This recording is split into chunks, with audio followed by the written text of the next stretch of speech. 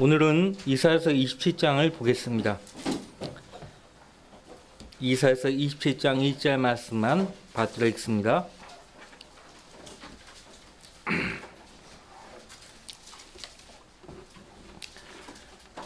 자, 찾으셨죠?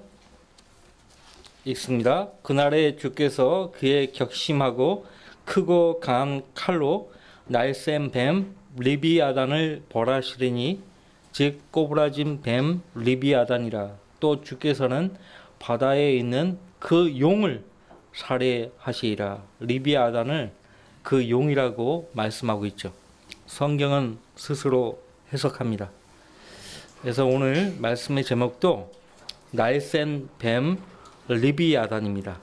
개혁 성경에는 리워야단으로 되어 있어요. 리워야단. 교회 다니는 사람들은 모두가 다 사탄이 실제로 존재한다는 것까지는 압니다만 성경에서 사탄을 무엇이라고 말씀하시는가에 대해서는 잘 모릅니다. 그러니까 무지한 것이에요. 모르면은 성경으로 찾아서 확인을 해 봐야 되는데 그들 성경으로는 사탄의 실체를 확인할 길이 없어요.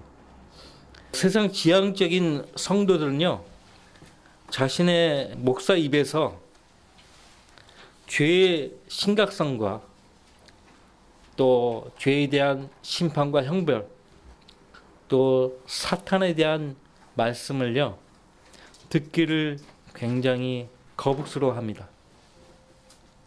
성도일지라도 육신적이고 또 세상과 일치하는 삶을 살면 방금 말씀드린 특히 죄에 대한 심각성, 또 죄에 대한 형벌, 또 사탄의 실체에 대한 말씀을 들을 때 견디지를 못하는 거예요. 그런 사람들을 나는 봤습니다. 아, 왜 목사님은 자꾸 저런 주제로 설교하시는 거야? 아니에요. 하나님이 전파라고 하면 전파하는 거예요. 그 사람이 이 설교자가 자기가 원하는 대로 설교하는 거 아닙니다. 하나님이 넣어주신 말씀을 준비해서 설교하는 것이고요. 특히 오늘 이사야서 27장 1절 말씀에 날쌘 뱀 리비아단을 그 용이라고 말씀하시면서 주님이 오시면은 살해하시겠다고 말씀하십니다. 그 날에라고 했어요. 그 날에 1절에 그날은 앞서 26장 22절 말씀에 하나님께서 그분의 처소에서 나오실 때를 가리킵니다. 재림하실 때를 가리키는 거예요. 재림하시면은 주님께서 그분의 격심하고 크고 강한 칼로 날쌘 뱀 리비아단을 벌하시는 것이에요. 방금 전에도 말씀드린 것처럼 사람들은 사탄의 존재는 인정합니다만 성경에서 사탄을 무엇이라고 말씀하시는가에 대해서는 잘 몰라요. 그럴 수밖에 없는 이유는 그들의 성경이 사탄의 실체를 가리고 있기 때문이에요. 그리고 가르치는 사람들이 사탄을 인격적인 존재로 가르치지 않기 때문에요.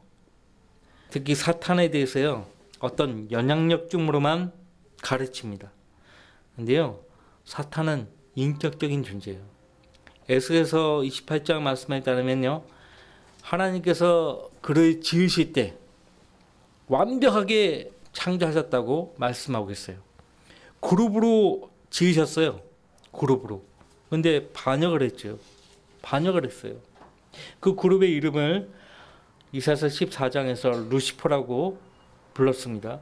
반역을 해서 사탄, 또 마귀가 된 것이에요. 사탄과 마귀의 뜻이 정확하게 무엇입니까? 대적하는 자예요. 누구를 대적하는 거예요? 하나님. 그리고 하나님의 성도들을 대적하는 존재입니다. 인격적인 존재이기 때문에 잘 알아야 됩니다. 지필지기면 백전백승한다는 말이 있지 않습니까? 적을 알아야 돼요. 적을 대적하기 위해서는 적이 정확하게 누구인지 알아야 한다고요. 자, 성경은 사탄을 가리켜서 리비아단이라고 말합니다. 사탄이 리비아단이 사탄이라는 것을 몰라요. 교회 다니는 사람들이 대부분 관심도 없어요. 자, 우리는 신구약 성경 통틀어서 리비아단에 대해서 이미 공부해서 알고 있습니다. 리비아단은 셋째 하늘과 둘째 하늘 사이에 거대한 물층, 유리바다에서 논일고 있는 큰 용입니다. 사탄이에요. 욥기서 40장에서는 하나님께서 그를 가리켜 비임못이라고 말씀하셨어요. 비임못의 뜻은 짐승들이라는 뜻입니다. 비스트, 짐승들이라는 뜻이에요. 실제 몸을 입고 이 땅에 올 거예요. 그래서 그 적그리스도를 가리켜서 계시록에선 짐승이라고 말하고 있지 않습니까? 근데 그 큰 용이 쫓겨나서 12장에서 요한계시록 12장에 보시면 그 큰 용이 하늘에서 쫓겨나요. 어디로? 땅으로. 땅으로 쫓겨난 그 큰 용이 몸을 입고 온 세상을 미혹합니다. 누구예요? 짐승이에요. 그래서 우리는 욥기 42장에서 처음으로 리비아단의 존재를 파악할 수 있게 되었어요. 하나님이 욥기 42장에서 리비아단의 시체를 이미 드러내신 것이에요. 시편 74편 14절 말씀과 시편 104편 26절 말씀에서 리비아단을 말씀하고 있습니다. 그래서 하나님의 말씀에는 리비아단에 대해서 이렇게 자주 알려주고 있어요. 그럼에도 불구하고 오늘날 배교한 근본주의자들과 보수주의자들이 이 리비아단을 뭐라고 말하는지 아십니까? 변기된 현대어 역본들은요, 저마다 악어, 또 하마, 심지어는 코끼리라고 그렇게 번역을 해둔 거예요. 악어, 하마, 코끼리. 근데 악어도 동남아시아에 가면 태국 특히 사육사가 악어를 가지고 놀잖아요. 근데 여러분 잠깐 보세요. 욥기 41장을 보세요.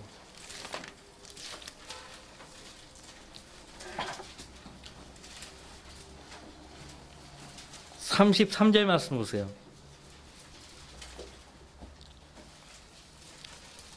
욥기 41장 33절 같이 읽어봐요. 땅 위에는 그같이 생긴 것이 없나니 그는 두려움 없이 지음을 받았도다. 땅 위에는 리비아단과 같이 생긴 것이 없어요. 악어, 하마, 코끼리 아니에요. 틀렸어요. 심지어는 미국 창조과학회 회장 헨리 모리스, 이 헨리 모리스는요, 리비아단을 가리켜서 공룡이라고 그렇게 주장을 합니다. 똑같이 공룡이라고 주장하는 사람이 있어요. 정령수. 틀렸어요. 땅 위에는 그같이 생긴 것이 없다고 했어요. 자, 우리는 공룡이 없었다고 이야기하는 거 아니에요. 공룡이 있었어요. 어떻게 하는가? 화석을 통해서 발견되었죠. 근데 왜 사라졌는가? 노예 홍수로 인해서 지구 환경이 급격히 변화되었어요. 급격한 환경에서는 공룡이 살 수가 없는 거예요. 그리고 만약 공룡이 살았다 할 것 같으면은 어떻게 되었을까요? 자연을 심각하게 훼손하고 있었을 거라고. 공룡이 작은 공룡도 있지만 대개가 다 큰 공룡들인데 산이고 들로 다니면서 푸른 이파리는 다 뜯어먹을 거 아니에요. 사람들과 함께 살 수가 없어요. 분명히 노아 홍수 전까지는 사람들과 함께 있었어요. 성경 어디에도 공룡이라는 말은 나오지 않습니다만 이 리비아단을 공룡이라고 그렇게 주장하는 사람들이 있다는 것이에요. 자, 그러나 분명히 하나님은 우리가 읽은 욥기 42장 33절 말씀에서 땅 위에는 그같이 생긴 것이 없다라고 말씀하셨고, 거기 41장 2절 말씀에 내가 갈고리로 리비아단을 끌어낼 수 있겠냐? 또한 끈으로 그의 혀를 맬 수 있겠냐? 악어, 하마, 코끼리 다 그렇게 했어요. 하고 있어요. 할 수 없다는 거잖아요. 내가 갈고리를 그의 코에다 넣을 수 있겠냐? 가시로 그의 턱을 꿰 수 있겠냐? 그런데 그 8절 말씀 보세요. 그에게 내 손을 대어보라.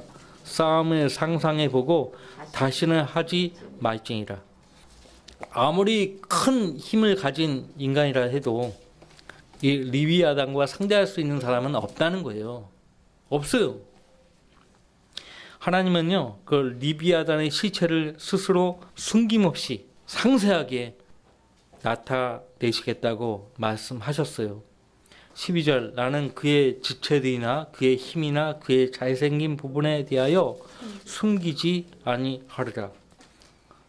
자, 사탄을 직접 본 사람이 있습니까? 이 가운데? 없어요. 용을 직접 본 사람이 있어요? 없어요. 근데 종종 동남아시아나 중국이나 싱가포르에서 옛날부터 용을 봤다는 증언들이 있어요. 용은 실제로 존재하는 짐승이지만 사람들 눈에 보이지 않습니다. 왜? 영적인 존재예요. 영적인 존재라고요. 그래서 뭐 용을 봤다고 하는 사람들을 보면은 뭘 봤는지 난 모르겠어요. 본문에서 리비아단을 꼬부라진 뱀이라고 말씀했죠. 꼬부라진 뱀이에요. 욥기 26장 13절 말씀에서 하나님은 그분의 손으로 그 꼬부라진 뱀을 지으셨다고 친히 말씀하셨어요. 그러니까 피조물이에요. 피조물이라고. 에스겔서 28장에 그를 완벽하게 지으셨다고 말씀하고 있어요. 완벽하게 지었어요. 하나님이 지으신 피조물 가운데 아주 완벽하게 창조된 존재예요. 사탄은. 근데 자신의 그 완벽함을 어떻게 했어요? 하나님의 대적하는 도구로 사용한 거예요. 겸손한 사람들은요, 자신의 부족함을 알아요. 자신의 부족함을 알기 때문에 항상 어디 가서나 자신을 나타내려고 하지 않죠. 교만한 사람들은 항상 자기를 드러내려고 해요. 자, 본문 말씀에서 리비아단을 가리켜서 바다에 있는 그 용이라고 지칭하고 있어요. 바다에 있는 그 용. 요한계시록 12장을 보시면요, 사탄을 가리켜서 큰 용이라고 말하고 있죠. 계시록에서 용을 13번 말하고 있어요. 성경에서 13은 반역의 수예요. 사탄의 수예요. 그러니까 계시록은 용을 13번 말하고 있다니까요. 우연이 아니에요. 어제 우리 공부했죠? 에베소서 2장에서 그를 가리켜서 공중권세에 통치하라고 했죠. 누구예요? 용이에요. 용. 마귀. 우리는 주님을 아는 만큼이나 우리의 원수 사탄에 대해서도 잘 알아야 합니다. 그래야만 그를 대적할 수 있는 거예요. 마귀의 하수인들은 마귀의 시체를 사람들에게서 가려버려서 사람들 하여금 마귀를 대적하지 못하게 만듭니다.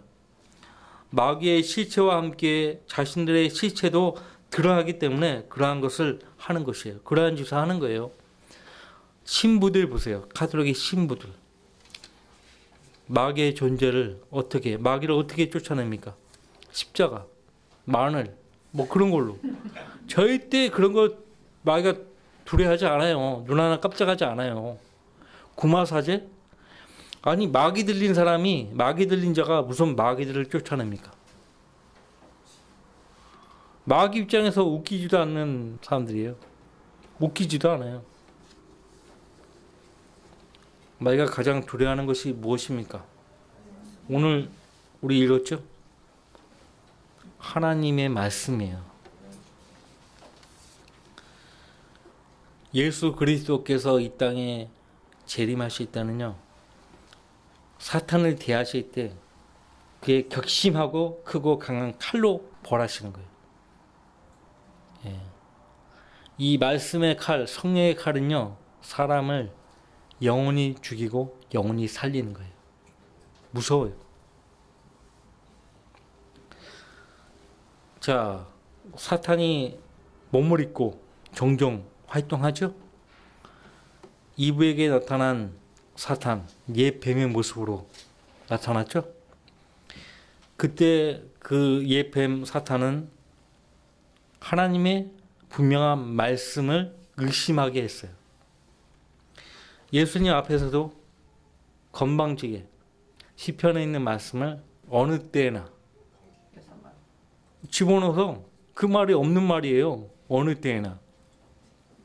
예수님은 초림 때 인류를 죄의 속박에서 구원하기 위해서 오신 분이에요. 어느 때나? 아니죠. 시편에 있는 말씀은요, 재림 때에 적용되는 말씀이에요. 재림 때는 예수님이 세상을 심판하기 위해 오시거든요. 초림 때는 심판하기 위해서 오신 분이 아니에요. 구원하기 위해서 오신 분이에요. 근데 마귀가 이 세상의 나라들을 예수님 앞에 다 보여주고 높은 산에 올라가서 네가 나에게 경배하면 내가 이것들을 너에게 주겠다. 간이 배 밖에 나갔죠. 피조물이 창조주에게 도전하고 있는 거예요. 그때 예수님이 그를 어떻게 상대하셨는지 생각해 보세요. 기록되었을 때. 마귀가 말씀을 잘못 인용할 때마다 기록되었을 때 정확하게 하나님 말씀을 인용해서 그를 상대했다고요. 자, 오늘날 마귀의 종들이요, 마귀의 시체를 사람들에게 가려버리는 이유는 그들로 하여금 마귀를 대적할 수 없게 만들기 위함이고요. 무엇보다 마귀의 시체가 드러나게 되면 자기들의 시체도 드러나기 때문에 그것을 막기 위해서 마귀의 시체를 막는 거예요. 그래서요, 사탄의 성경을 만든 거예요. 오늘날 변기된 성경들은 다 사탄의 성경이에요. 그것을 아셔야 돼요. 마귀는 항상 하나님을 흉내냅니다. 그리고 하나님의 것을 모방해요. 마귀도 생명을 줍니다. 근데 그 생명은 일시적이에요. 영원한 것이 아니에요. 마귀가 이 세상을 접수할 것입니다. 그리고 미혹할 것인데 거짓 선지자로 하여금 형상을 세우게 해요. 세운 그 형상에게 말할 수 있는 권세를 넣어줍니다. 짐승이. 뭐예요? 우리 어제 공부했죠? 다니엘서 2장과 7장. 마지막 때 적그리스도 왕국은 어떻다? 철과 사람의 진흙으로 섞인다 이거예요. 근데 알고 보니까 지금 우리 눈앞에서 되어지는 이 모든 환경을 보니까 AI가 막 지배하려고 하죠. 식당에서 밥 먹는데 종업원은 어디 가고 로봇가 와요. 로봇가 주문하잖아요. 그럼 로봇가 갔다가 거기에 싣고 와요. 이렇게 돼버린 거예요. 얼마 전에 공장에서 근로자가 로봇에 의해서 치여서 죽었어요. 로봇은 명령한 대로 움직이잖아요. 사람은 인지하지 않고 그냥 사람도 그냥 식품 재료인 줄 알고 그냥 탁 해가지고 가는 거 있잖아요. 거기다가 그냥 확 집어넣어 버리는 거예요. 얼마나 무서워요.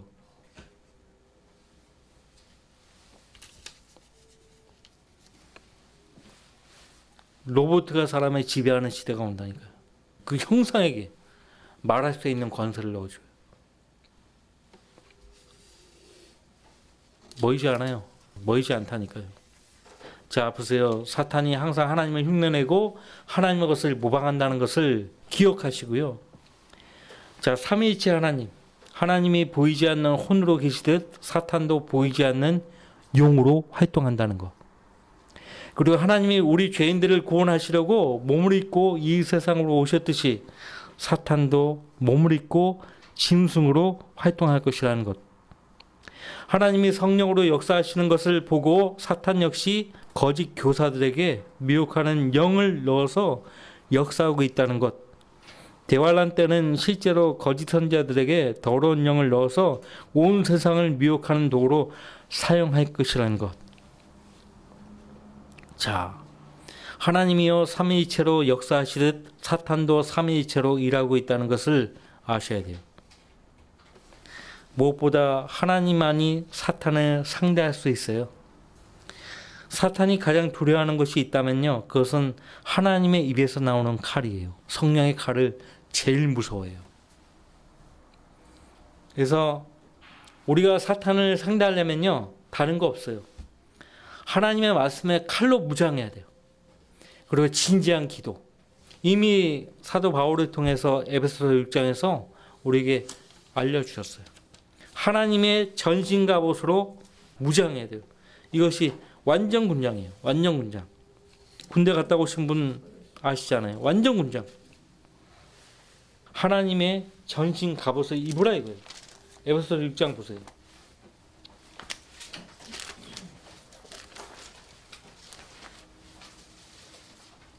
끝으로 나의 형제들아 10절 주 안에서와 그의 힘의 능력 안에서 강건하라. 이것이 첫 번째 조건이에요. 무조건 하나님의 전신갑옷을 입는 것이 중요한 게 아니에요. 먼저는 주 안에서와 그의 힘의 능력 안에서 강건해야 돼요. 강건해야 돼요. 어떻게 우리가 강건할 수 있는가요? 강건하게 되는 비결이 뭐예요? 우리가 하나님과 가까이 있는 거예요. 하나님과 동행하는 거예요. 하나님과 늘 숨을 쉬는 거예요. 그런 다음에 너희는 마귀의 술책에 대항하여 설 수 있도록 하나님의 전신갑옷을 입으라. 하나님의 전신갑옷을 입어야 되는 가장 큰 목적이 어디에 있다고요? 마귀의 술책에 대항하여 서기 위해서요. 설 수 있도록. 서지 못하는 사람들이 많다는 거예요. 마귀의 술책이에요. 술책이 뭐예요? 속이는 거예요. 미혹시키는 거죠. 그 마귀의 속임수에 넘어가지 않도록 오히려 대항하라고 말합니다. 이분은 대항을 못한 거예요. 아니 나는 그렇게 듣지 않았다고. 나는 내 남편 아담으로부터 그렇게 안 들었다고. 거짓말하지 말라고. 한 번 그렇게 강하게 나가면 마귀가 주춤하는 거예요. 이분은 넘어가 버린 거예요. 마귀의 제안에. 대항을 해야 돼요. 마귀의 수책에 대항하여 설 수 있도록 하나님의 전신갑옷을 입으라. 이는 우리의 싸움이 혈과 육에 대항하는 것이 아니라 정사들과 권세들과 이 세상 어둠의 주관자들과 높은 곳들에 있는 영적 악에 대항하는 것이기 때문이니라. 다 정사들, 권세들, 이 세상 어둠의 주관자들, 높은 곳들에 있는 영적 악, 다 마귀 편에 선 마귀의 종들이에요. 이들의 대항을 하기 위해서라도 하나님의 전신갑옷을 입어야 돼요. 서서 진리로 허리띠를 두르고 의의 흉배를 붙이고 화평의 복음을 준비한 것으로 발에 신고 모든 것 위에 믿음의 방패를 가짐으로 능히 너희가 악한 자의 모든 불붙은 화살을 끌 수 있을 것이라. 믿음의 방패를 가지라. 구원의 투구와 성령의 칼 곧 하나님의 말씀을 가지고 18절 모든 기도와 간구로 항상 성령 안에서 기도하고 이를 위하여 모든 성도들을 위해 모든 인내와 간구로 끼어 있으라. 항상 성령 안에서 기도로 끼어 있으라 이거예요. 그래서 하나님의 살아계신 말씀과 더불어 예수 그리스도의 십자가의 보배로운 피 그리고 성도들의 진지한 기도, 성령 안에서 하는 기도를 마귀는 굉장히 두려워합니다. 여러분들은 이런 말을 지금껏 수도 없이 들으신 거예요. 수도 없이. 근데 실제 상황이 닥치면 못해. 그게 문제예요. 오늘 본문으로 돌아오셔가지고요.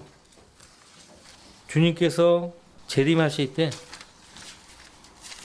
그 나이 센 뱀, 꼬부라진 뱀을요, 리비아단을 그분의 격심하고 크고 강한 칼로 벌하시고 살해하시겠다고 말씀하십니다.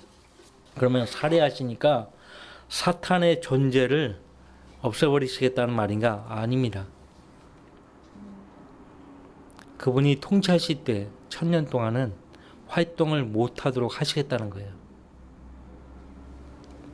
일제 말씀은 우리가 늘 알고 공부했던 말씀들이기 때문에 그렇다 쳐도 2절 말씀부터 5절까지의 말씀을 읽으시면 이게 도대체 누구를 향해서 하시는 말씀인가에 대해서 잘 모르시는 분들이 대부분이에요. 자, 2절 말씀도 그 날에라고 해서 재림하시는 날에 너희는 그녀에게 노래하기를. 너희는 누구이고 그녀는 누구일까? 너희는 그 앞서 26장 20절 말씀에 내 백성아라고 했죠? 예, 이스라엘 백성들을 가리키는 거고요. 그녀에게 노래하기를.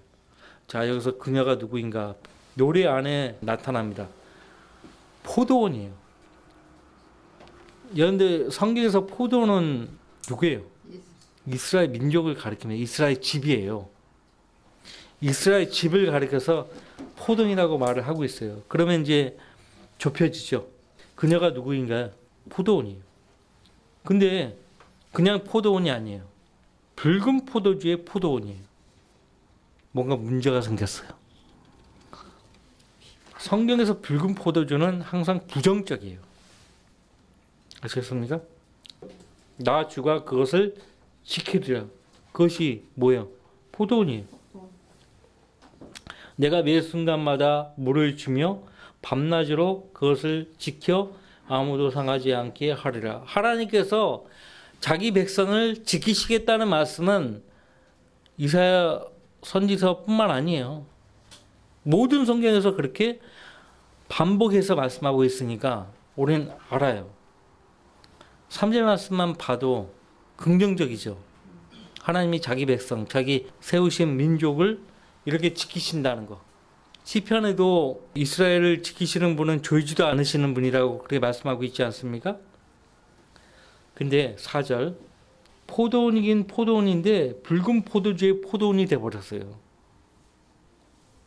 왜 이 포도원이 붉은 포도주의 포도원이 되었는 것인가? 자기들 때문인가? 아니면 외부 세력에 의한 것인가? 자, 4절 말씀 보세요. 격분은 내게 없나니 싸움에서 누가 나를 대적하여 찔레디과 가시들을 쌓아두리요. 찔레디가 가시들, 포도원과 관련해서 찔레디가 가시들을 제일 먼저 언급한 곳이 어디예요? 우리 이사야서에서. 어디였어요? 자기 백성을 가리켜서 포도나무 말씀하신 장이 어느 장이었어요?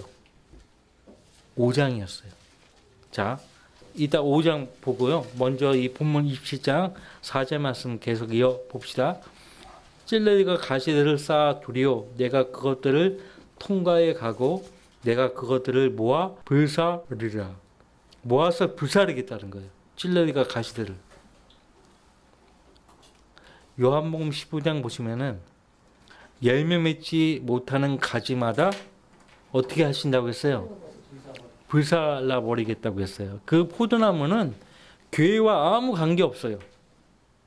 이스라엘 백성에게 하시는 말씀이에요. 내 안에서 열매를 맺지 못하는 가지마다 불사르겠다고 말씀하셨죠. 자, 그렇지 않으면, 불사르지 않으면 나와 더불어 화친을 맺도록 그로 나의 힘을 붙들게 하라. 그러면 그가 나와 더불어 화친을 맺으리라. 자, 화친을 맺으리라. 그러니까 2절 말씀부터 5절까지의 말씀을 보면은 누가 읽어도 안 가르쳐 주면 모른다니까요. 여러분들 모르잖아요. 지금까지 이 말이 무슨 말인지 몰랐잖아요. 리비아단에 대해서 1절에서 말씀하시다가 갑자기 포도원에 대해서 말씀하시니까 어리둥절하잖아요. 성경은 성경으로 해석해야 돼요. 성경에서 포도원은 이스라엘을 가리킵니다. 자, 왜 이스라엘이 붉은 포도주의 포도원이 되었는가? 가장 큰 원인은 그들 자신에게 먼저 있어요. 그 다음에 여기 27장에서 문맥을 보면은 본인도 원치 않는 외부 세력에 의해서 그렇게 돼버린 거예요. 외부 세력. 그러면 우리가 성경을 전반적으로 다 공부하는 입장에서 다른 말씀들도 가져와서 이 말씀을 대입을 해야 돼요. 그러면 이해가 돼요. 예? 자, 붉은 포도주. 신명기 32장을 잠깐 보실랍니까? 신명기 32장. 모세가요, 그 백성들을 향해서요 하는 말입니다. 예, 읽어봐요. 그들의 포도나무는 소돔의 포도나무요 고모라의 들에서 나온 것이라. 그들의 포도는 쓸개 포도니 그 송이들은 쓰며 그들의 포도주는 용의 독이요 독사들의 지독한 독이라. 자, 포도나무에 대해서 말씀하고 있다가 갑자기 그들의 포도주는 용의 독이라고 말씀하고 있어요. 자, 오늘 이사야서 7장에도 용이 먼저 나왔죠. 그 다음에 붉은 포도주의 포도원에 대해서 말씀하고 있죠. 이어서 자, 문맥적으로 이사야서 7장 문맥적으로 보면은 계시록 12장과 연관해서 봐야 합니다. 그럼 이해가 돼요. 계시록 12장을 열어보면 큰 용이 하늘에서 땅으로 쫓겨나면서 제일 먼저 착수한 일이 뭐예요? 배아파하는 그 여인을 홍수로 쓸어버리려고 하는 그 모습을 보게 되죠. 용이 홍수로 쓸어버리려고 그 여인을 그런 모습 본단 말이에요. 계시록 12장에 보면 연관이 있는 거예요. 그리고 이미 상당수의 유대인들이 포도주에 취합니다. 그 포도주는 누가 준 것인가? 그러니까 땅의 창녀가 주는 거예요. 그러니까 상당수의 유대인들이 사탄과 연합해가지고 사탄과 언약을 맺어요. 우리가 이제 다음 주나 그 다음 주에 볼 텐데 이사야서에 나와요. 28장에 사탄과 언약하는 것을 사망과 지옥과 연합하는 것이라고 말씀하고 있죠. 자, 그들의 포도나무는 소돔의 포도나무요 고모라의 들에서 나온 것이라. 소돔과 고모라를 언급하고 있죠. 계시록의 11장부터 보면은 성전을 이방들이 에워쌉니다. 그래서 성전들이 이방들의 발에 의해서 더럽혀져요. 왜 그런 말을 하는가니까요. 적그리스도가 다니엘서에서 여자들의 피로를 개의치 않는 자로 나옵니다. 여자들의 피로들을 개의치 않는다. 이 말은 동성애에 잘하는 얘기예요. 동성연애자. 그래서 적그리스도가 짐승이 대환란 때 성전의 그 주의 자리에 앉아가지고요 자신을 하나님이라고 할 것이라고 데살로니가후서 2장에서 말하고 있지 않습니까?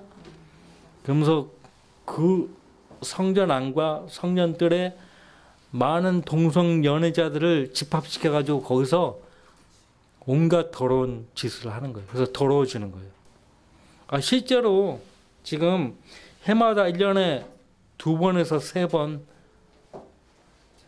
가장 큰 게이 대회가 텔아비브에서 있어요. 미국도 아니에요. 전 세계적으로 가장 큰 동성 연애자들의 축제가 텔아비브에서 있다고요. 근데 적그리스도가 나타나면 어디에서 하겠어요? 성전 뜰에서 하는 거예요. 성전 뜰에서. 그래서 그들의 포도나무는 소돔의 포도나무여 고모라의 들에서 나온 것이라고 했어요. 그리고 서로 술 취하는 거예요. 술을 마시고 음악이 흘러나오고 그럼 뭐예요? 춤, 댄스. 근데 그들의 포도는 쓸개 포도니 그 송이들은 쓰며 그들의 포도주는 용의 독이요 독사들의 지독한 독이라. 복수와 보응이 내게 속해 있으니. 그래서 대환란 때 상당수의 유대인들이 적그리스도 편에 설 것이라는 것을 말씀하고 있는 것이고요. 그렇기 때문에 계시록에서 그녀에게서 나오라고 말씀하고 있는 거예요. 그녀에게서. 계시록 18장 4절 말씀에서 이것은 제가 꾸며낸 이야기가 아니에요. 성경에 그대로 기록되어 있어요. 이 일이 눈앞에 펼쳐질 것입니다. 사람들 눈앞에 펼쳐지는 것이에요. 그 말씀이 예레미야서 44장 15절부터 19절까지 나옵니다. 근데 예레미야서 44장도 앞에서부터 쭉 보시면은 하늘의 여왕이 등장해요. 하늘의 여왕이 등장한다고. 우연이 아니에요. 또 내가 들으니 하늘에서 다른 음성이 나서 말하기를 나의 백성들아 그녀에게서 나오라. 그리하여 그녀의 죄들의 동참자가 되지 말고 그녀의 재앙들도 받지 말라. 이는 그녀의 죄들이 하늘에까지 닿았고 또 하나님께서는 그녀의 불의를 기억하셨기 때문이니라. 하늘에까지 닿았어요. 아방 때 그 이세벨이 사주한 바알 선지자들이 그 짓을 했어요. 그래서 하나님께서 재앙으로 비를 안 주신 거예요. 셈을 찾아 나서잖아요. 왕이요. 군대 대장과 함께. 자, 대환란 때 상당수의 유대인들이 적그리스도 편에 설 것이라는 것을 말씀하고 있는 것입니다. 자, 다시 본문으로 돌아오셔가지고요. 격분은 내게 없나니 싸움에서 누가 나를 대적하여 찔레디가 가시들을 쌓아두리요. 찔레디가 가시들을 밑줄치고 기억하시라고 했죠. 5장을 가보십니다. 이미 살펴봤지만은 이사서 5장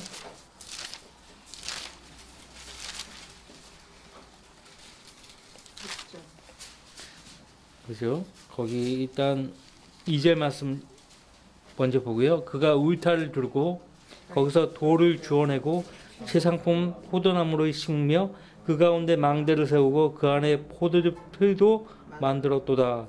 그가 포도가 열리기를 바랐더니 야생 포도가 열렸도다. 그 뒤에 5절, 6절 이제 가라 내가 내 포도원에게 할 일을 너희에게 말하리라. 내가 거기에서 울타리를 걷어내어 먹히게 할 것이며 거기에서 담을 헐어 짓밟히게 하리라. 내가 그것을 황폐하게 두리니 가지를 치거나 가이지도 못하게 되어 찔레와 가시를 내리라. 내가 또 구름에게 명하여 그 위에 비를 내리지 못하게 하리라. 그래서 대환란 때도 하나님이 비를 안 줘요. 어디에? 예루살렘에 비를 안 줘요. 왜? 누가 거기에 있는 거예요? 적그리스도가. 비를 안 줘요. 무슨 짓을 하고 있는 거예요? 소돔과 고모라 때 일어났던 일을 거기서 하고 있는 거예요. 우연입니까? 우연이 아니에요. 이 이사서 5장 5절 6절 말씀인데요. 역사적으로 여러 번 일어났었어요. 근데 대환란 때 다시 한번 일어날 일이에요. 자, 그래서 찔레디가 가시들을 쌓아 두리오 내가 그것들을 통과해 가고 내가 그것들을 모아 불사이리라. 사람들이 찔레디가 가시들을 쌓아서요 대적하여 들어오지 못하도록 하겠지만은 통과해 가고 내가 그것들을 모아서 불사르겠다고 그렇게 말씀하고 있습니다. 5절 그렇지 아니하면 나와 더불어 화친을 맺도록 그로 나의 힘을 붙들게 하라. 그러면 그가 나와 더불어 화친을 맺으리라. 누가복음에서 예수님이 어떤 사람이 전쟁을 하려고 계산을 할 때 상대방이 나보다 힘이 세다 그러면 어떻게 한다고요? 가서 화친을 한다는 거예요. 화친을. 하나님보다 더 강한 분이 누가 있어요? 그래서 사람들이 화친을 하면 하나님 잘못했습니다. 하나님과 화해를 먼저 요청하면 하나님께서 그렇게 하시겠다는 말씀이고요. 이것은 5절 말씀은요. 결과적으로 대환란을 통해서 이스라엘 백성이 자기 죄를 뉘우치고 하나님께 돌아온다는 것을 말하고 있고요. 그래야만 6절 말씀이 이루어지는 거예요. 그가 야곱에서 나온 자들로 뿌리박게 하시리니 이스라엘은 꽃이 피고 싹이 나서 열매로 세상의 지면을 채우리라. 지금이 아니에요. 결국 로마서 11장 25절 26절 말씀에서 바울이 했던 그 말이 이루어질 것이에요. 예수님께서 오시면은 야곱에게서 경건치 아니한 것들을 제거하실 것이에요. 그런 다음에 그 백성은 주님과 화평을 맺게 될 것이에요. 그래야만 6절 말씀이 이루어지는 거예요. 이 6절 말씀은 예수님이 재림하신 뒤에 왕국을 세우실 때 이루어지는 거예요. 그때 이스라엘은 꽃이 피고 싹이 나서 열매로 세상의 지면을 채우리라. 아직 이 말씀은 성취되지 않았습니다. 성취되지 않았어요. 하나님이 하신 말씀은요 반드시 성취됩니다. 예. 자 이제 7절 말씀으로 가셔서요. 그가 이스라엘을 찾던 자들을 치셨던 것 같이 이스라엘을 치셨겠느냐? 아니면 이스라엘을 살해한 자들을 살해하신 같이 이스라엘을 살해하셨겠느냐? 심판이 이르게 될 때 주께서는 적절하게 이유를 제시하시리니 그는 동풍이 부는 날에 거친 바람을 제거하시는도다. 하나님께서는 이유 없이 심판하시는 분이 아닙니다. 반드시 심판하시기 전에 이유를 반드시 제시하시는 분이에요. 9절 그러므로 이것으로 인해 야곱의 죄악이 정결케 되리라. 로마서 11장 25절 말씀이 여기서 예언되고 있어요. 그러므로 이것으로 인해 야곱의 죄악이 정결케 되리라. 대환란을 통해서 하나님께서는 자기 백성의 죄를 다루시는 거예요. 그렇게 되어야만 그들의 죄악이 정결케 되는 것이에요. 그의 죄를 제하는 모든 예면은 이것이니 곧 그가 제단의 모든 돌들을 산산이 부서진 석회석들 같게 하실 때 아스라디가 형상들이 다시는 서지 못하는 것이라. 방벽 친 성읍이 황폐하게 되며 처소가 버려져서 광야처럼 남겨지리니 송아지가 거기에서 먹고 거기에 누워 나뭇가지들을 먹어 없애이라. 그 가지들이 마르면 꺾여 여인들이 와서 그것들로 불을 피우리니 이는 명철이 없는 백성임이라. 그러므로 그들을 지으신 분께서 그들에게 자비를 베푸지 아니하시며 그들을 조성하신 분께서 그들에게 은총을 베푸지 아니하시리라. 자, 9절 말씀부터 11절 말씀은 무슨 말을 의미하는가 하니까요. 자, 그 주의 백성들이 형상들을 만들 때 돌로도 만들지만 어떤 것들은 나무로도 만든단 말이에요. 근데 그 나무들로 형상들을 만들면서 아궁이에 불피는 용도로 또 쓴다는 말이에요. 거기 보면은 41장 보세요.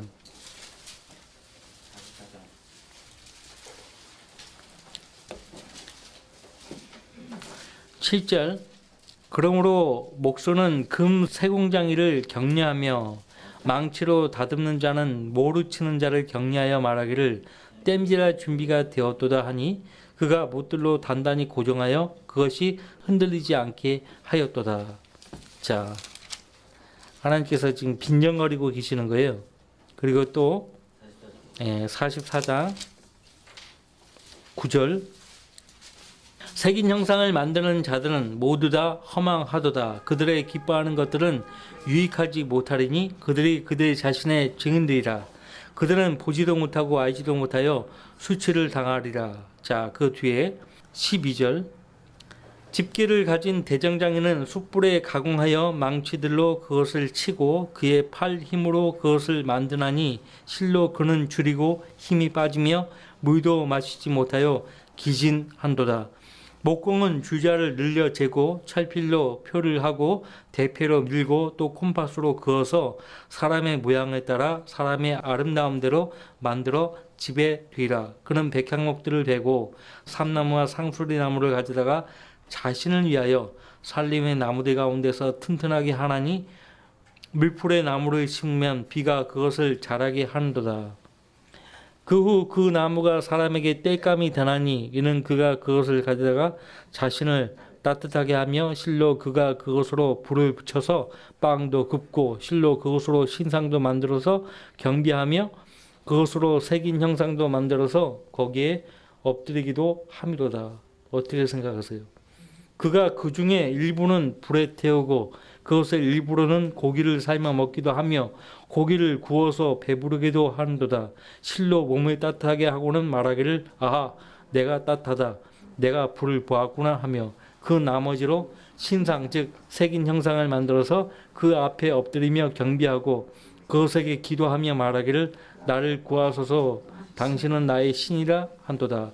그들은 알지도 못하고 깨닫지도 못하나니 이는 그가 그들의 눈을 가려서 그들이 볼 수 없으며 또 그들의 마음을 가려서 그들이 깨달을 수 없습니다. 거기 이사야서 41장 29절 말씀 보세요. 같이 읽어봐요. 보라, 그들은 모두가 헛것이며 그들의 만든 것들은 아무것도 아니요 그들이 부어 만든 형상들은 바람이며 혼돈뿐이라. 우상 숭배를 바람이며 혼돈이라고. 그래서 유교가 들으면은 잘못 들으면은 발음이 비슷해가지고 또 그도 그럴 것이 하는 짓들이 정말 쓸데없는 짓거리거든요. 서양 사람이 봤을 때. 실체가 없어요. 죽은 사람이에요. 실체가 없고 죽은 사람을 향해서 엎드려 절하고 복을 빌고 하니까 영 이해가 안 되는 거예요. 그래서 우스갯소리로 혼돈이라고. 왜? 하나님 말씀이 있으니까. 자, 어쨌든 다시 이사야서 17장으로 오시면은 어떤 성경들은 참 이해가 안 되는 말씀들이 있어요. 정말 이해가 안 되는 말씀들. 무슨 말씀인지 모를 때 알 수 있는 방법이 있어요. 그 구절에서 쓰이는 단어들이 성경에서 어떻게 쓰이는지 살펴보면 대부분 의미를 파악할 수 있어요. 그래서 우리 지금 2절 말씀부터 6절까지의 말씀을 우리 다른 말씀들로 이렇게 비교해 가면서 봤잖아요. 지금 2절 말씀부터 5절까지는요. 외부 세력에 의해서 포도원이 붉은 포도주의 포도원이 돼버린 거예요. 그 외부 세력은 누구냐? 땅 위에서 지배하는 창녀예요. 근데 그 창녀 위에 누가 있어요? 계시록에 의하면 짐승이에요. 큰 용이 몸을 입고 나타난 저 그리스도. 그래서 그런 말씀들로 대입해서 보니까 보이잖아요. 근데 자기가 아니라 외부 세력에 의해서 그렇게 붉은 포도주의 포도원이 돼버렸기 때문에 그런데 불구하고 하나님께서 자기 민족을 지키시겠다고 말씀하시는 거예요. 그리고 매 순간마다 물으시며 밤낮으로 그것을 지켜 아무도 상하지 않게 하리라. 우리 하나님이에요. 절대 자기 백성이 자기 자녀가 사탄에게 뺏겨서 파멸당하는 것을 바라지 않습니다. 하나님 절대 바라지 않습니다. 우리도 마찬가지예요. 저를 위해 있어서 여기 계시는 우리 모든 형제자매들이 파멸하는 것을 하나님이 원치 않으세요. 주님은 요한복음 10장에서 말씀하셨어요. 나는 그 문이라. 9절 누구든지 나를 통하여 들어가면 구원을 받을 것이며 또 들어가면 나며 초장을 차리리라. 도둑은 오직 도둑질하고 죽이며 멸망시키려고 오지만 내가 온 것은 양들로 생명을 얻고 더 풍성히 얻게 하려 함이라. 12절 삭구는 목자가 아니요 양들도 자기 양들이 아니므로 이리가 오는 것을 보면 양들을 버려두고 도망치느니라. 그리하여 이리가 양들을 채가고 흩어지게 하느니라. 하나님이 자기 백성을 끝까지 지키시며 그들을 악의 세력으로부터 보호하신다는 것을 우리는 요한계시록을 통해서 보는 거예요. 거기 큰 용이요, 이 물을 쓸어다가 배 아파서 사내 아이를 낳으려고 하는 그 여인을 죽이려고 했을 때 주님께서 어떻게 하십니까? 예. 그분이 창조하신 그 땅으로 명령하셨겠죠. 그 뱀이 여인 뒤에다, 용을 또 뱀이라고 말씀하고 있죠. 자기 입에서 물을 홍수같이 쏟아 그 여인을 홍수에 떠내려가게 하려 하되 그 땅이 그 여인을 도와 그 입을 벌려 용이 그 입에서 쏟은 홍수를 삼켜 버리더라. 그러자 그 용이 여인에게 분노하여 여인의 씨 가운데 남은 자들 즉 하나님의 계명들을 지키며 예수 그리스도의 증거를 가진 자들과 싸우려고 나가더라. 결코 포기하지 않죠. 자, 그 땅은 누가 조성하신 거예요? 하나님이. 그 땅이 그 여인을 도울 수밖에 없는 거예요. 도와야 마땅해요. 하나님께서 또 다른 창조물을 통해서 자기 백성을 지키시는 거예요. 그래서 우리가 이사야서 27장에서 보는 것입니다. 게다가 그 백성을 한 때와 두 때와 반 때 부양하시잖아요. 하나님은 자기 백성을 지키시는 분이에요. 어느 때이든지 지키시는 분이라고요. 이런 하나님을 우리가 모시고 있는 것입니다. 그래서 히브리서 13장에서도 내가 너희를 떠나지 아니하고 너희를 버리지 않겠다고 말씀하신 거예요. 그 어느 때에나 자기 백성을 지키시는 우리 하나님이십니다. 우리 아버지예요. 그래서 이미 이사야서 9장에서 우리 아버지라고 말씀하고 있어요. 그러니까 우리가 의지할 분은 주님 외에는 없는 거예요. 자, 다시 본문으로 돌아와서요. 자, 이제 주님께서 상당수 유대인들이 적그리스도 편에 들 것이지만 우리가 계시록에 보면은 그럼에도 예수 그리스도에 대한 증거와 하나님의 계명에 복종하는 자들을 하나님께서 끝까지 지키신다고요. 자, 11절 이사야서 27장 12절 그 가지들이 마르면 꺾여 여인들이 와서 그것들로 불을 피우리니 이는 명철이 없는 백성입니다. 누가 명철이 없어요? 우상을 숭배하는 사람들이 명철이 없는 거예요. 그러므로 그들을 지으신 분께서 그들에게 자비를 베푸지 아니하시면 그들을 조성하신 분께서 그들에게 은총을 베풀지 아니하시리라. 그러니까 이 11절 말씀은요. 적그리스도 편에 서서 그 짐승의 형상에 경배했던 유대인들은 지옥으로 가는 거예요. 그 앞에서 찔레리가 가시들을 언급했잖아요. 히브리서 10장 가보시면은 이제 다른 말씀은 이 히브리서 10장으로 이제 끝낼게요. 히브리서 10장 거기 10장 26절 이는 우리가 진리의 지식을 받고 난 후에도 고의적으로 죄를 지으면 더 이상 죄들을 위한 희생제가 남아있지 아니하고 다만 대적하는 자들을 집어삼킬 심판과 맹렬한 분노를 두려운 마음으로 기다리는 것만 남아있기 때문이라. 거기 29절 하물며 하나님의 아들을 발 아래 짓밟고 또 자신을 거룩해 한 그 언약의 피를 거룩하지 아니한 것으로 간주하고 또 그 은혜의 영을 모욕하는 자가 얼마나 더 심한 형벌을 받아야 마땅한지 생각하라. 어떤 사람들인지 아시겠죠? 6장에 가보세요. 6장. 6장을 봐야 되는데 10장을 봤네요.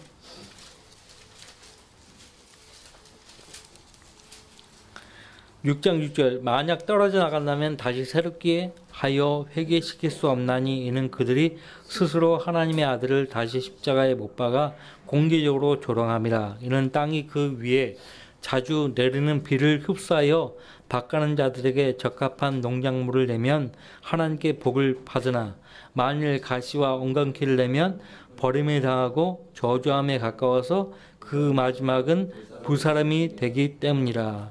그래서 환난 유대인 성도들 하면은 자, 두 부류예요. 그 안에서 제 말을 잘 들으셔야 돼요.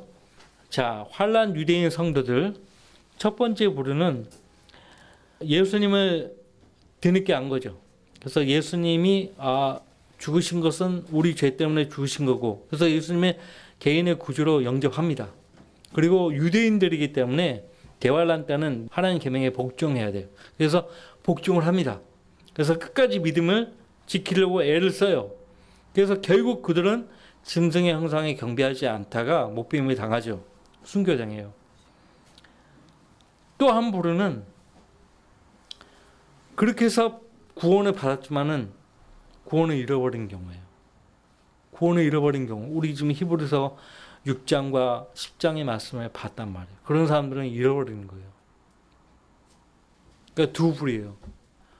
예수님을 믿어서 구원을 얻은 상태지만은 놓쳐버리는 사람들.